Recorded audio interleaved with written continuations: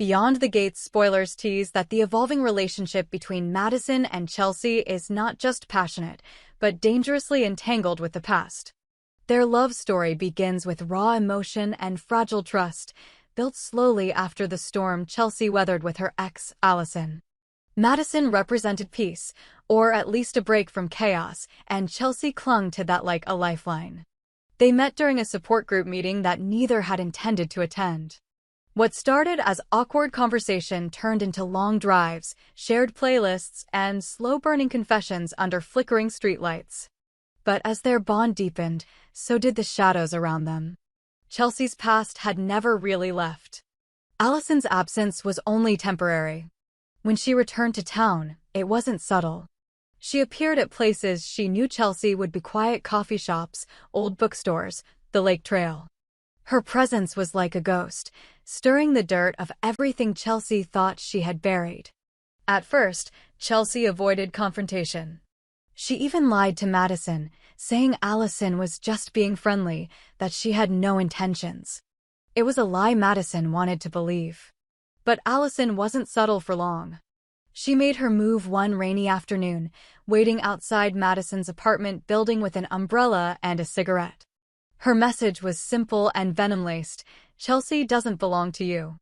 Madison told Chelsea everything. For once, Chelsea didn't retreat. She stood her ground and made it clear to Allison whatever they had was over. She was in love with Madison now. She was firm. Maybe too firm. Allison's eyes didn't blink, but something cold and permanent settled behind them. She didn't argue. She didn't plead. She simply said, "Then you'll never be happy." What followed was a campaign of precision sabotage.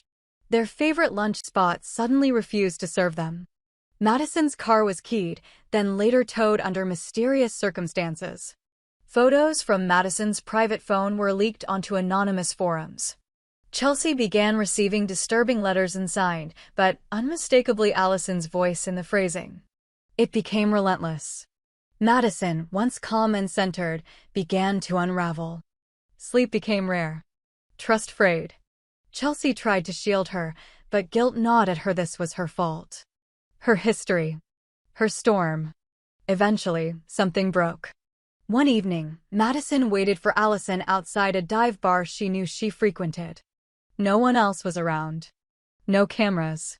No noise, but the hum of the neon sign above. Madison didn't come to talk. She slapped Allison hard across the face, and for a second the world stood still. Then Allison smiled. "That all you've got?" The response made Madison's skin crawl. She stepped back, disgusted and scared by how calm Allison remained. "Stay away from us," Madison snapped. "You're sick." Allison returned the slap without hesitation. Her voice was low, measured. "You think this is done? I haven't even started. One day you'll wake up and Chelsea will be crying because you're gone. And no one will know what happened." Madison walked away, heart pounding. She didn't tell Chelsea right away. She didn't want to worry her. But she began locking her doors twice, changing her routes, avoiding alleys and staying in lit places. Chelsea noticed.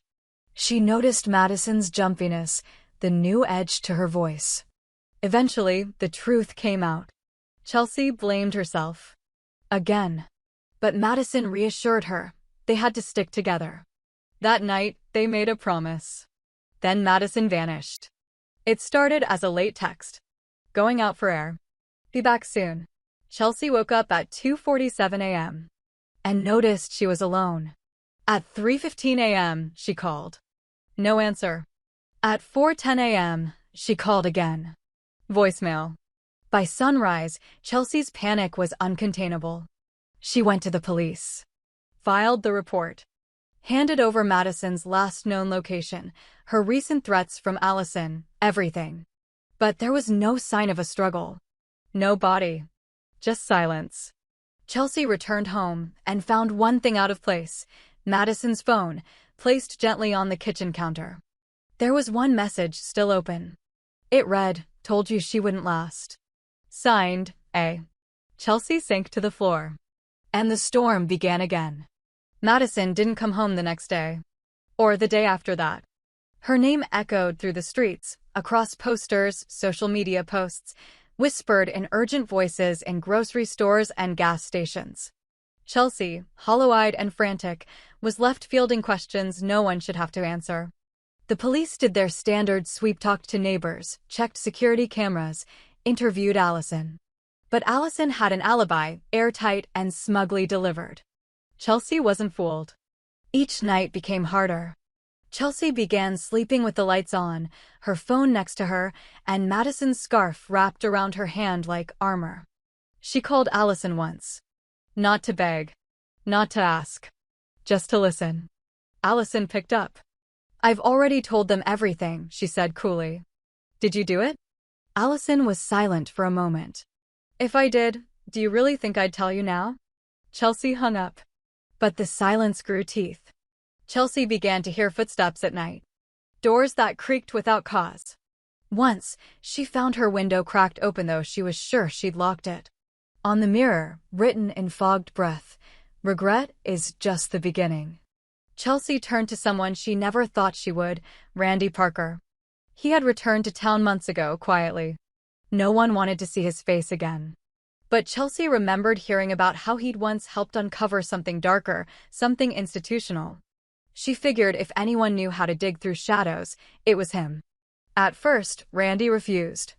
Then he saw the fear in Chelsea's eyes, heard the tremble in her voice. And he agreed. They started small, tracking Allison's movements, the locations of her burner phones, her financials. What they found was terrifying. Allison had been renting a second property 20 miles outside town. A cabin. Under a false name. Randy and Chelsea drove there at night. The road was narrow, coiled like a snake, with trees clawing at the sky on both sides. The cabin was small, unlit, but not abandoned. Inside were remnants of someone living in calculated secrecy, clothes folded neatly, a journal full of strange entries, and in the corner a single earring Chelsea recognized as Madison's. They called the police. The property was searched. No Madison. No signs of blood. But enough to raise suspicion. Allison was brought in again. She smiled through the entire interrogation. "You've got nothing," she said. But the cracks were beginning to show. The journal contained more than ramblings. It had sketches of Madison and Chelsea, dates, observations. One entry read, "When you love someone the way she loved me, you never let them go. Even if they don't understand it yet." Chelsea broke down. The weight of grief and dread became unbearable. Then came the call. An anonymous voice, filtered and cold. "If you want her alive, stop the investigation. Stop involving Randy. Forget the cabin. You have 48 hours. Chelsea screamed into the phone. But the line was already dead. Randy went rogue. He didn't care about threats. He tracked the call using methods he refused to explain. It led him to an underground storm shelter near the state line. He went alone. Chelsea begged him not to. He promised he wouldn't engage a scout. He didn't come back. For 2 days, there was nothing. No texts. No calls. Then Chelsea received a package. Inside, Randy's phone shattered. A photo of Madison, tied and blindfolded.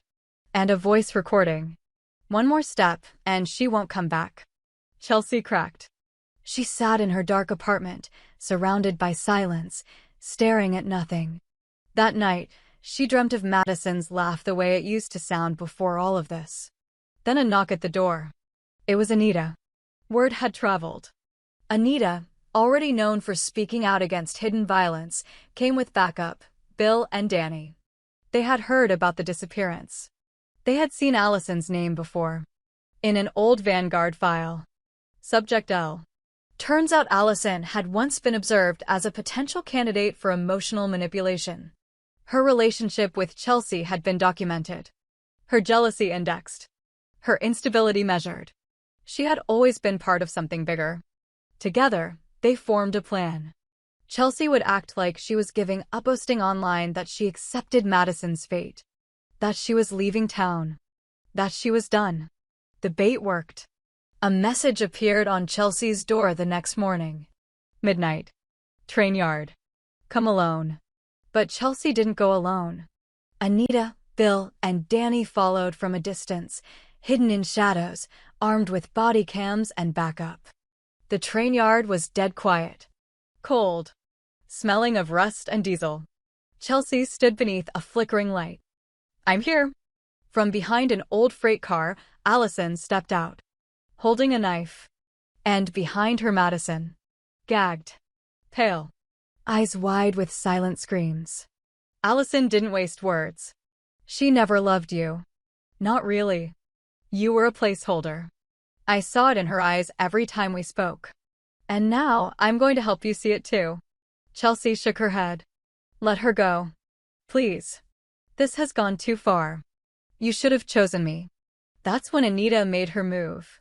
From the shadows, she lunged, knocking the blade from Allison's hand. Danny grabbed Madison. Bill restrained Allison. Police arrived minutes later. Madison collapsed into Chelsea's arms, whispering over and over, "I thought I'd never see you again."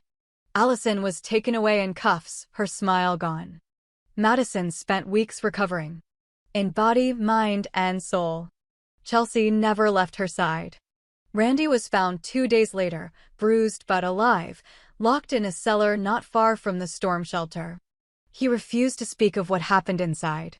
Chelsea and Madison moved to another city, started fresh. But some scars remained. Love had survived. But so had the fear of what it cost. In time, Madison began painting again. Chelsea wrote.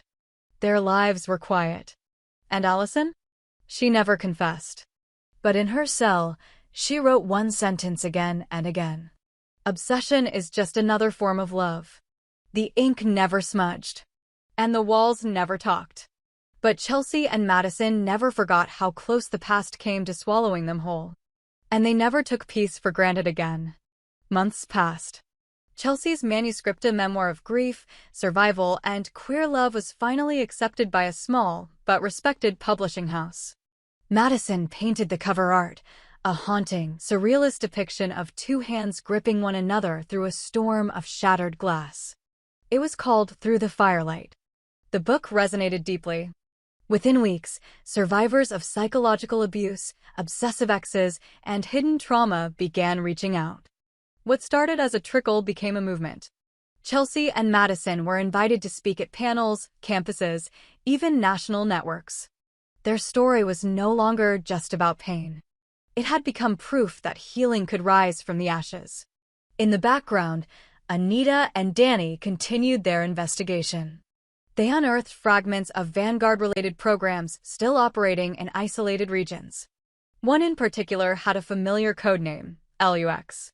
When Anita cross-referenced the site's logs, one entry stood out. Allison's name was there. So was Chelsea's. So was Madison's. Vanguard had tracked them all long before the chaos began. It turned out Allison might not have acted alone. She was a trigger. A pawn. Or worse, a prototype. Bill brought the findings to a new investigative task force. This wasn't over. But this time, they had names. Coordinates. Witnesses. Back in their new home, Chelsea and Madison sat by the lake one morning, watching the fog lift off the water. Chelsea reached into her pocket and handed Madison a tiny velvet box. Madison opened it. Inside was a silver band etched with the word "Survive." "We already did," Chelsea said softly. "But now I want to live. With you." Madison didn't answer with words. Just a kiss. Somewhere far away, in a lab not yet dismantled, a screen flickered to life. Footage played, the train yard, the rescue, the kiss. A note was typed across the feed. Subject L. Terminated. Emotional arc complete. Subject M. Recovered. Proposal accepted. Initiate phase 2. The screen went dark. But Chelsea and Madison's story wasn't ending. It was only just beginning.